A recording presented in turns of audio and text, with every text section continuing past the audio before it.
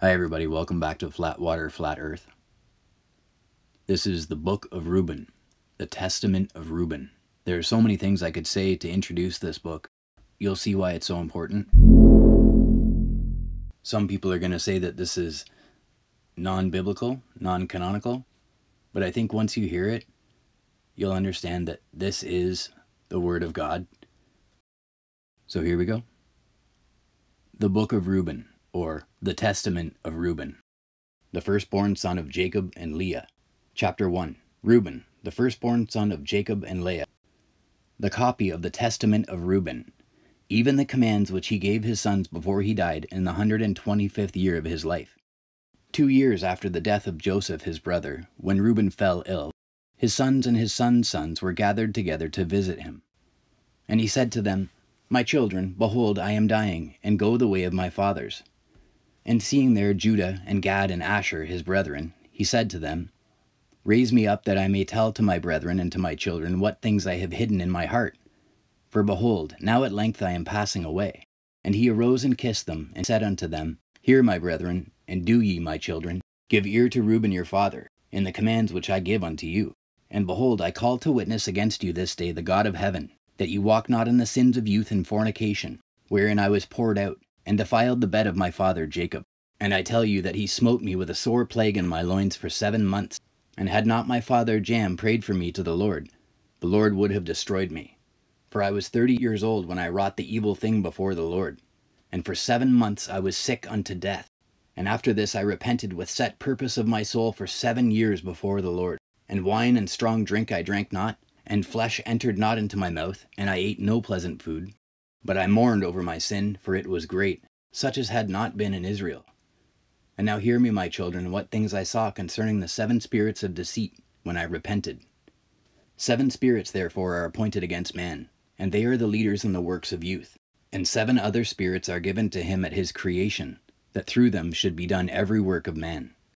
The first is the spirit of life, with which the constitution of man is created.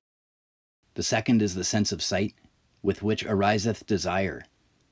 The third is the sense of hearing, with which cometh teaching. The fourth is the sense of smell, with which tastes are given to draw air and breathe. The fifth is the power of speech, with which cometh knowledge. The sixth is the sense of taste, with which cometh the eating of meats and drinks, and by it strength is produced. For in food is the foundation of strength. The seventh is the power of procreation and sexual intercourse, with which, through love of pleasure, sins enter in. Wherefore it is the last in order of creation, and the first in that of youth, because it is filled with ignorance, and leadeth the youth as a blind man to a pit, and as a beast to a precipice. Besides all these, there is an 8th spirit of sleep, with which is brought about the trance of nature and of death. With these spirits are mingled the spirits of error. First, the spirit of fornication is seated in the nature and in the senses. The second, the spirit of insatiableness in the belly. The third, the spirit of fighting, in the liver and gall. The fourth is the spirit of obsequiousness and chicanery, that through officious attention one may be fair in seeming. The fifth is the spirit of pride, that one may be boastful and arrogant. The sixth is the spirit of lying, in perdition and jealousy to practice deceits, and concealments from kindred and friends. The seventh is the spirit of injustice, with which are thefts and acts of rapacity, that a man may fulfill the desire of his heart. For injustice worketh together with the other spirits by the taking of gifts. And with all these the spirit of sleep is joined, which is that of error and fantasy. And so perisheth every young man, darkening his mind from the truth, and not understanding the law of God, nor obeying the admonitions of his fathers, as befell me also in my youth. And now, my children, love the truth, and it will preserve you. Hear the words of Reuben your father. Pay no heed to the face of a woman, nor associate with another man's wife, nor meddle with affairs of womankind. For had I not seen Bilhah bathing in a covered place, I had not fallen into this great iniquity. For my mind, taking in the thought of a woman's nakedness, suffered me not to sleep until I had wrought the abominable thing. For while Jacob our father had gone to Isaac his father, when we were in Ader, near to Ephrath and Bethlehem, Bilhah became drunk and was asleep uncovered in her chamber. Having therefore gone in and beheld her nakedness, I wrought the impiety without her perceiving it, and leaving her sleeping departed. And forthwith an angel of God revealed to my father concerning my impiety. And he came and warned over me, and touched her no more.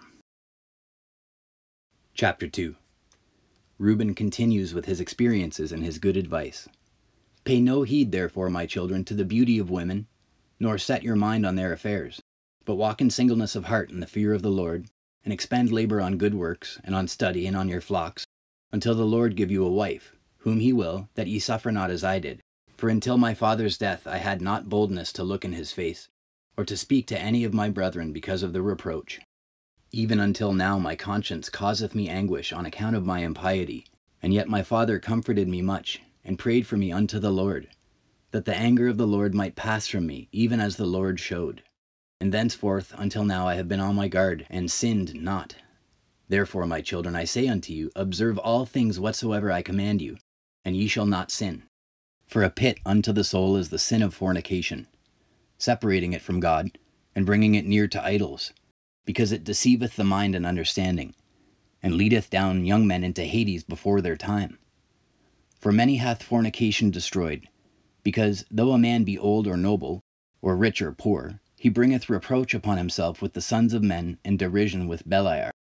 For ye heard regarding Joseph how he guarded himself from a woman, and purged his thoughts from all fornication, and found favor in the sight of God and men.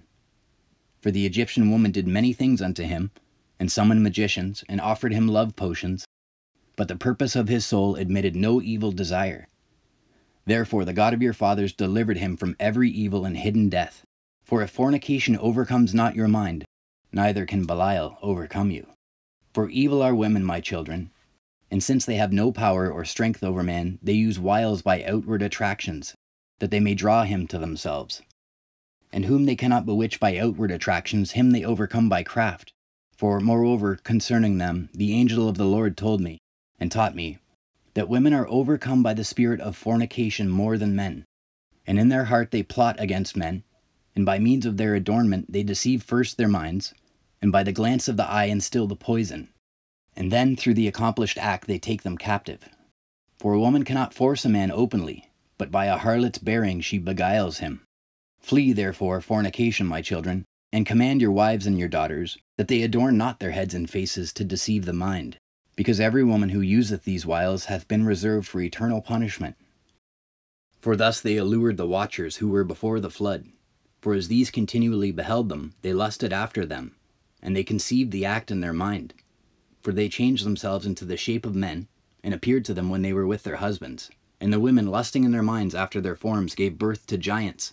For the watchers appeared to them as reaching even unto heaven. Beware therefore of fornication, and if you wish to be pure in mind, guard your senses from every woman. And command the women likewise not to associate with men, that they also may be pure in mind. For constant meetings, even though the ungodly deed be not wrought, are to them an irremediable disease, and to us a destruction of Beliar and an eternal reproach.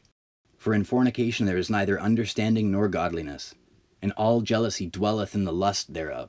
Therefore then I say unto you, ye will be jealous against the sons of Levi, and will seek to be exalted over them, but ye shall not be able. For God will avenge them, and ye shall die by an evil death. For to Levi God gave the sovereignty, and to Judah with him, and to me also, and to Dan and Joseph, that we should be for rulers. Therefore I command you to hearken to Levi, because he shall know the law of the Lord, and shall give ordinances for judgment, and shall sacrifice for all Israel, until the consummation of the times, as the anointed high priest of whom the Lord spake. I adjure you by the God of heaven to do truth, each one unto his neighbor, and to entertain love, each one for his brother. And draw ye near to Levi in humbleness of heart, that ye may receive a blessing from his mouth. For he shall bless Israel and Judah, because him hath the Lord chosen to be king over all the nation. And bow down before his seed, for on our behalf it will die in wars visible and invisible, and will be among you an eternal king. And Reuben died, having given these commands to his sons. And they placed him in a coffin until they carried him up from Egypt, and buried him in Hebron in the cave where his father was.